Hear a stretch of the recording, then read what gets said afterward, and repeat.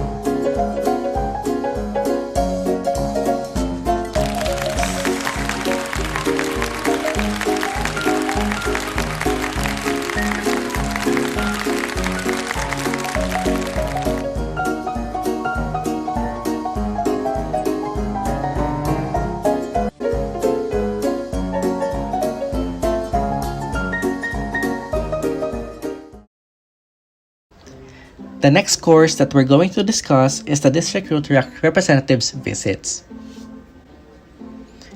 There are certain protocols that needs to be followed when conducting DRR's visit. Number 1. It is expected from the club to have a significant turnout of members' attendance on the day of the DRR's visit. The club president should be aware that many members will not be able to attend the district assembly or district conference. So, the DRR's visit may be the only opportunity during the Rotary year for the members to meet the DRR. Number 2. The club president should announce the DRR's visit at least a month in advance and see that their visit is prominently announced in club bulletin, online group chats, and website. Number 3. Oral reminders should be made during club meetings as the date of the visit approaches. So the president should always remind the members, and the members are obliged to be there on the day of the visit. In preparation of the DRR's visit, it is considered both courteous and appropriate for the club president or a designated representative to assist the DRR in making lodging arrangement and obtaining directions to the DRR's visit location if either is needed. Next, as an additional matter of good form, any of the DRR's special dietary requirements and health issues should be taken into consideration during the club's planning. In such instances, the club president and the District Rotaract area representative should coordinate their activities to ensure that none of the necessary local arrangements are missed. The club president is expected to greet the DRR upon arrival at the place of the club meeting and to act as the DRR's escort officer, seeing to it that he or she is introduced to all the club officers and as many of the members as feasible. In those cases in which the DRAR or the District Rotaract area representative is attending with the DRR, the escort duties may be delegated to that individual. The club president, however, remains responsible for all that occurs in the extension of proper hospitality during the club visit. Number 9. The DRR should not be charged for the club meal during the visit or for any subsequent club events to which they are invited. This courtesy may also be extended to the DRAR and district officers in attendance. The president must ensure that the person handling the registration is aware of the arrangement. During the visit, the club president may introduce the DRR. The DRR will have furnished a biographical summary in advance for the use of the person handling introductions. The introduction of the DRR should be carried out in a dignified and tasteful manner. In the event that the club wishes to show the DRR a particularly impressive community project in which it is presently engaged or recently completed, plans should be coordinated in advance as part of the official visit planning process. Otherwise, time constraints may render such activities difficult, if not possible to accomplish. When it comes to the gifts or mementos, the question of the presentation of gifts or mementos to the DRR during official visits fall under the category of local option.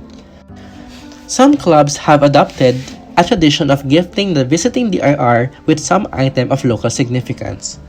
In such instances, the amount spent on the gift should be modest, placing no excessive burden on the local club. So now let's talk about the attire, pin, and identification guidelines. We as Rotaractors, we are the walking emblem of Rotary. So every time that we go out to the community, we should be presentable because we're carrying the Rotary and the Rotaract brand. So for formal events, such as induction ceremonies and awarding ceremonies, it is recommended for the officers and the members to wear coat and tie for male and long gowns or cocktail dresses for females.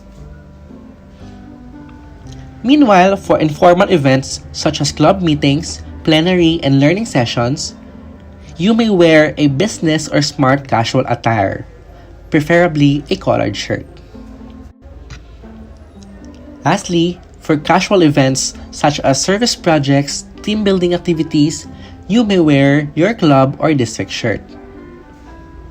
You have to take note that induction ceremonies should always be done in a formal manner.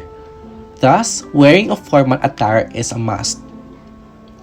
Aside from the previously mentioned events, please observe proper attire for the event that are recommended by the organizers. And number 3, wearing of slippers and shorts in any Rotaract event, whether formal and informal, such as induction ceremonies and conferences, is highly discouraged. When wearing your pins and identification cards, the Rotaract pin should be pinned on the right side of your coat and the Rotary theme pin on the left. For district officers, it is recommended for you to wear a nameplate. Lastly, let's talk about unspoken issues. The first issue we always encounter is punctuality. Punctuality is a perennial problem that most Rotaractors are guilty about. All of us follow the Filipino time, but that should not be the case. As a member of a club, as a member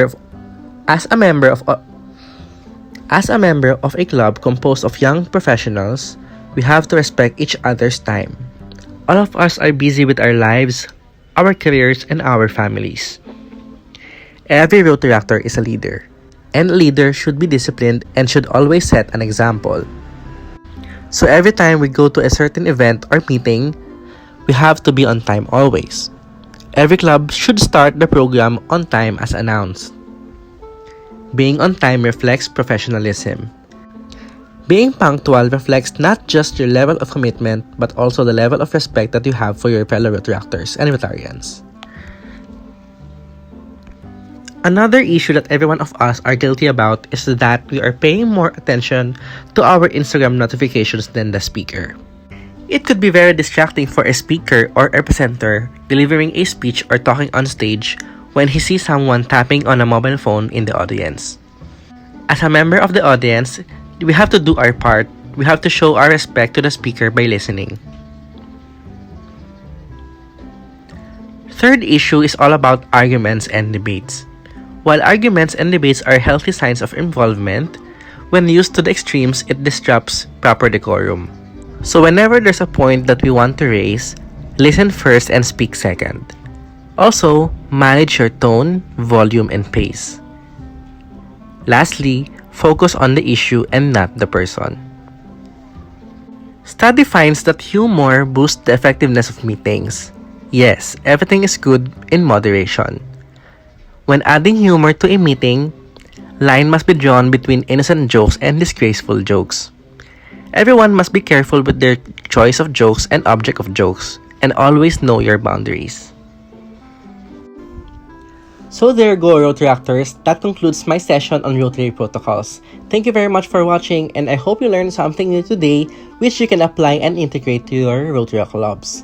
Always remember that as Rotaractors and as a member of the Rotary family, we have to demonstrate mutual respect for each other. So moving forward, I hope everyone will apply the protocol to their clubs when conducting your own club events or meetings. If you have any questions or clarifications, you may just email me or contact me through my Facebook account. You may also contact or approach your DRRs. Thank you very much for watching.